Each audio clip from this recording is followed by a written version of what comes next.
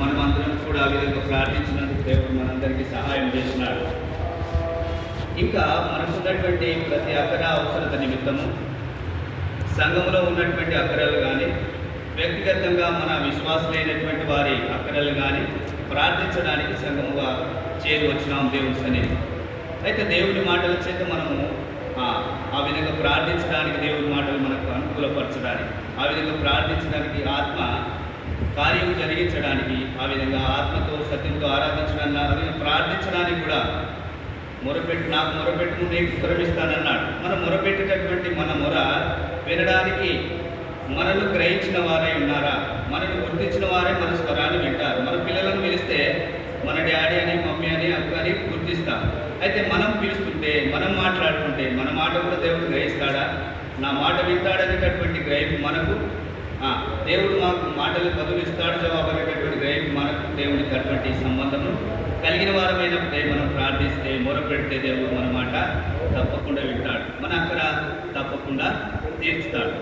ఏదైతే చెరసాలలో వేయబడినప్పుడు సంఘం అంతా కలిసింది. ఇప్పుడు మనం కూడా మన ఉన్నటువంటి సంఘంలో ఉన్నటువంటి ప్రతి వారి అక్కడ అవసరత నిమిత్తం తెలిసినటువంటి వారు, ప్రతి వారి అంటే మనం ప్రతి వారి గురించి కూడా గుర్తించకపోవచ్చు. కొందరే మనం గుర్తుంటారు వారి గురించి, ఆ అక్కర గురించి, మన సంఘ అక్కరల గురించి మనం ఆ విధంగా ప్రార్థించడానికి సన్నిధిలో, దేవుని సన్నిధిలో చేరి వచ్చినాం. అదేవిధంగా అపోస్తల కార్యములు 12 వచనం కూడా చదువుతాం. ఇదే అధ్యాయంలో 12వ అధ్యాయం 12వ వచనం. ఇట్లు ఆలోచించుకొని అతడు మార్కు అను మారు పేరు గల యోహాను తల్లి అయిన మరియా ఇంటికి వెళ్ళొచ్చును. అక్కడ అనేకులు కూడి ప్రార్థన చేయుచుండు. మనం కూడా ఇక్కడ సంఘంగా అనేకులు వచ్చి ప్రార్థన చేయడానికి కూడి వచ్చిన, వ్యక్తిగతంగా అయితే, కుటుంబంగా అయితే మన దగ్గరనే, ఇక్కడ సంఘంగా అనేకులుగా కూడి వచ్చిన. అక్కడ ఎవరి దగ్గర మరియ వాళ్ళ తల్లి అయినటువంటి యోహాను తల్లి అయినటువంటి మరియ ఇంటిలో కూడా చేరి వచ్చినారు అనేకులు. అంటే మనం కూడా మన సంఘంలో ఉన్నటువంటి ఎవరికి విశ్వాసాలకు అక్కడ అవసరత ఉన్నప్పుడు మనం వాళ్ళ దగ్గర వెళ్ళేసి ప్రార్థించడానికి కూడా ఆ విధంగా ఉండాలని నేర్చుకోవడం అనుకున్నాడు. అంటే ఒక మాట అంటే మనకు కాదని కాదు, నేర్చుకోలేమని కాదు, కానీ గుర్తు చేసుకోవడం మరొకసారి. మనం వాళ్ళ గురించి సంఘంగా అనేకులుగా కూడి ప్రార్థిస్తే దేవుడు మనకు ఉంటాడు. అంటే అనేకులుగా ఉంటాడు, ఇద్దరు ముగ్గురు కొట్టు. మత్తయి సువార్తలో ఉంటుంది కదా, మనకేమన్నా మత్తయి సువార్తలో మత్తయి 18:19 ఉన్నారు. ఎక్కడ నా నామమున ఇద్దరు ముగ్గురు ఉంటారో అక్కడ నేను ఉంటాను. చూద్దాం అది 18:19, మత్తయి 18:19. మరియు మీలో ఇద్దరు తాము వేడుకొని దేవుడు చేయను, భూమి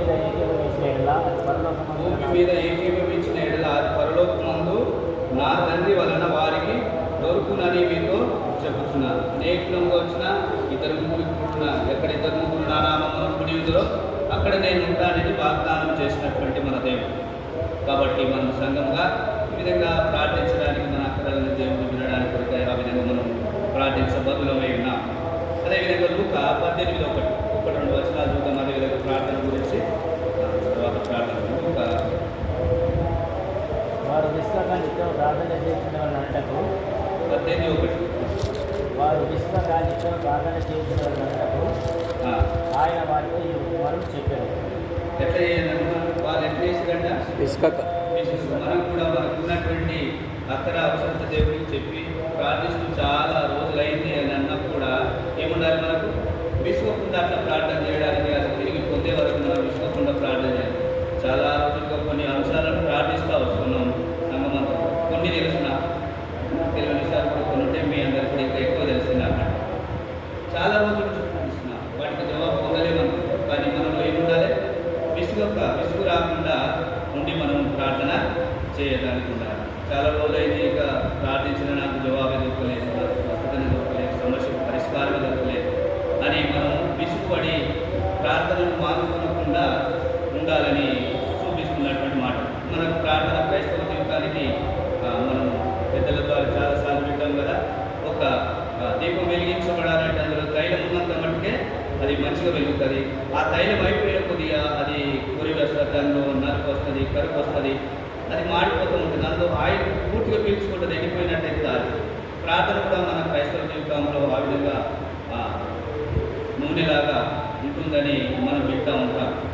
అయితే మనం అది ఏం చేయాలి, విసుగకుండా అంటే అందులో ప్రార్థన అనేటటువంటి ఆ దీపంలో నూనె అవి పోకముందే పోసుకునేటట్టు ఉంటే మనం ఆ విధంగా కంటిన్యూ ఉండడానికి దేవుడు మనకు అట్లా సహాయం చేస్తూ వస్తాడు. అదేవిధంగా 1 కొరింథీయులు 2 కొరింథీ 1:11 2 కొరింథీ 1:11 అందువలన అనేకుల ప్రార్థన ద్వారా మన కలిగిన కృపావరం కొరకు అనేక చేత మా విషయమై కృతజ్ఞతాస్తుతులు చెల్లించుతున్నాము. మనం ఏం చేయగలుగుతున్నాం? అనేకుల కొరకు ఏం చేయాలన్నా? అనేకుల కొరకు మనం ఒకరికి కొందరికి తెలిసిన వాళ్ళందరి గురించి కూడా మనం ప్రార్థన చేయడానికి మన సంఘం కొంచెం రాకుండా ఉన్నటువంటి వారు కాలంలో మనకు కనబడకపోయి వేరే చోటకి వెళ్ళరు, ఇంకేదైనా పరిస్థితులు ఉన్నాయో మనం వారిని గుర్తిరిగి అనేకుల కొరకు మనం ప్రార్థించేటటువంటి వారిగా ఉండాలి. దేవుని సహవాసంగా మనం కలిసి వచ్చినటువంటి సహవాసం అంటే కలిసి ఉండడం.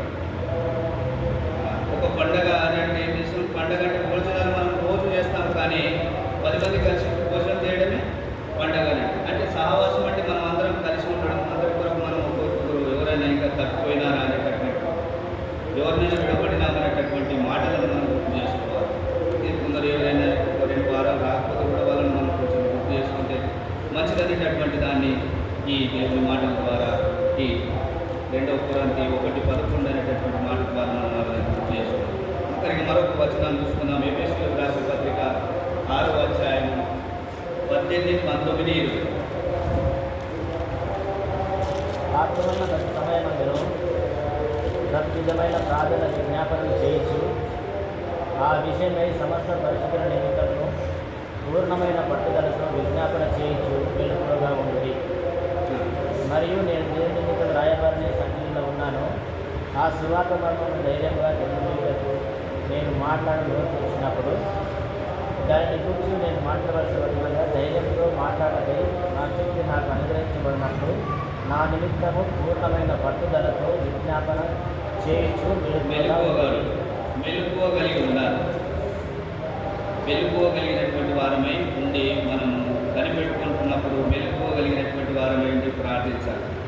ఆత్మ వలన ప్రతి సమయమందును ప్రతి విధమైనటువంటి ప్రార్థన విజ్ఞాపనం చేయొచ్చు. ప్రతి విధమైన అన్నిటి కొరకు ప్రతిదీ అనేటటువంటి మనకు కావలసినటువంటి వాటిని అక్కరలన్నిటి నిమిత్తమై మనము ఆ విధంగా ప్రార్థించడానికి దేవుని సన్నిధికి చేరున్నాం. అయితే సమస్త పరిశుద్ధుల నిమిత్తము పూర్ణమైనటువంటి పట్టుదలతో విజ్ఞాపన చేయొచ్చు. మెలుకోగా ఉండాలి. పట్టుదలతో మనం ప్రార్థన చేయాలి. పట్టువదలకు అనేటటువంటి పాటలు పాడుతూ ఉంటున్నారు. అంటే అది పొందే వరకు, దాని దేవుడు దయచేసే వరకు నేను ఈ విధంగానే దేవునితో నేను పోరాడుతాను, నేను పట్టుదల కలిగి ప్రార్థిస్తాననేటటువంటి దాంట్లో ఉండాలి. మీరు ఉండాలి. నేను ఇంకా అనేక పట్టుదలి ప్రార్థించలేని వాడను.